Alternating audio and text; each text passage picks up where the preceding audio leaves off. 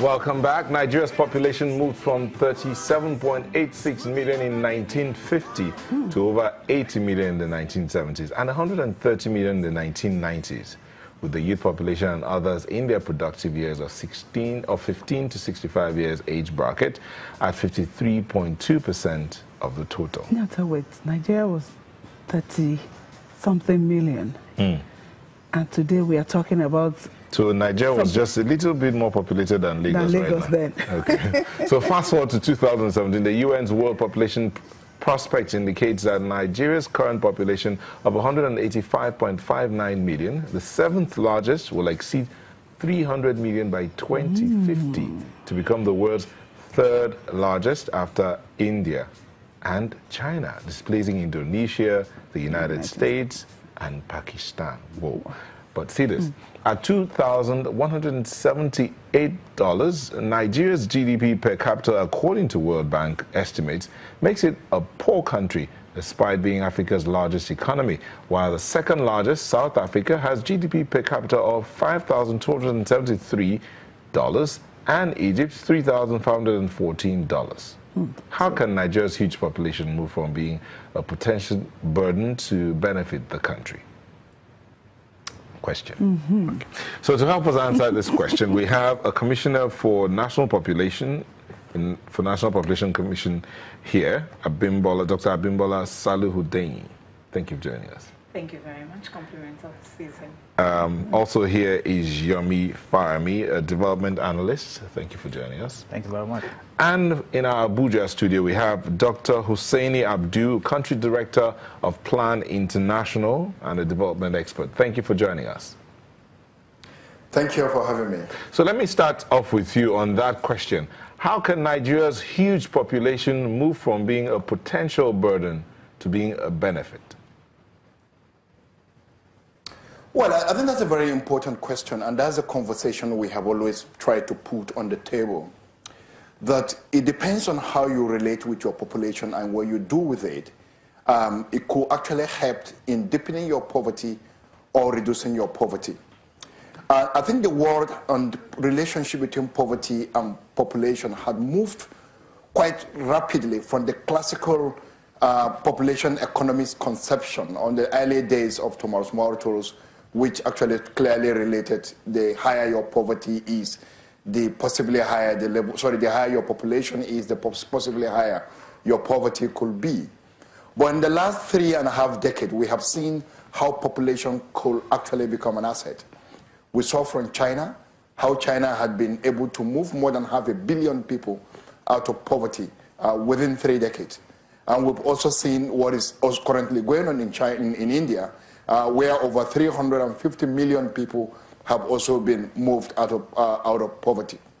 The challenge with our own country is that we never have a clear, direct, strategic response to population growth. So population is growing without corresponding plan. That even to determine our population is a challenge. So all the statistics you are rolling out in terms of our numbers are actually projections. You can't have a census, you can't agree on the census figures, you can't agree on any number. When it comes to counting in Nigeria, it's like we are very averse to counting. We don't like to count, we don't like numbers, because every number is political and therefore is politicized. So because you cannot clearly and strategically determine your population, it becomes even a problem to plan for such population. And where you respond to population, there are supposed to be a clear divisions and disaggregations of population structurally in terms of, and also looking at fertility rates across the country, planning strategically around some of those things, and planning to provide the resources that can help to convert that growing population to an asset. So if you don't move from number, that number, converting it to an asset, then you get to where we are today in the country. Because conversation on population is not a direct relationship, or people always try to project it. It's very easy to say, in a very rationalist discussion, to say, oh, because we have higher population, then therefore our level of poverty. But the truth about it is that when it comes to population, the issue is it's either a cause or an effect. So when your poverty is deep, your population could grow. And maybe we can get to that conversation later. Okay. When your poverty is deep, your population could grow. But again, when your population is growing depending on the nature of the growth, because there's a positive dimension of it and there's a negative dimension of it. The positive dimension is where we are, where you currently have a huge youth box. So how do you transform that energy of young people to production, or to convert it to a productive energy? Because it is the productions that grows the economy. Okay. So if you have a number and that number is not productive, then you cannot grow the economy. All right. And when you're not growing the economy, because of that converse relationship between your population and your economy, then you create poverty. Okay, Dr. Abdul, just hold your gunpowder. I can see that you're ready to go. Let me come to the Commissioner for National Population Commission. He has said that we don't like to count. Is that why we have not had another census, since 2006? May I say this to start with? I want to thank Channels, because I think you're really doing a lot of good job on sustainable development, because knowledge is power. He's very correct. We need to count, because you see, data is life. A huge population does not necessarily translate into poverty. It is what you make of the huge population. But as of today, we don't even know the characteristics of the Nigerian population.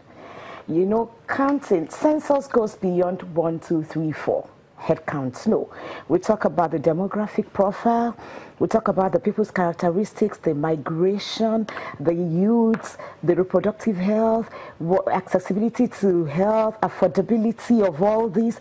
All these things come in when you have a population census. Unfortunately, like he had said, we've not been able to do this. It is when there is a proper census figure on the table that governments can build policies around it and say, okay, now we know that in XYZ state we are having educational deficit, so maybe we should work more on our education. I had said it here before that I get a bit uncomfortable when every year we roll out budgetary allocations, and I wonder how we arrive at them, because the foundation, census is actually the priority of all priorities when it comes to data. Because with the census figure on your table, then getting your budgetary allocations or allocating budgetary provisions to a particular area becomes easy, because it becomes empirical. Then I can know that, for example, in Lagos State, I'm from Igondo in Alimosho local government, I can know that, okay, 10 children were born 10 years ago, another 10, so in another 10 years, maybe I have 100 children who should be of school age or who should be in tertiary institution. Then the government begins to build towards that. But if we did not have these empirical figures, we did not have this census, I think we're just beating our fists in the air. It's almost impossible to grow a nation without understanding the people you want to grow. Okay.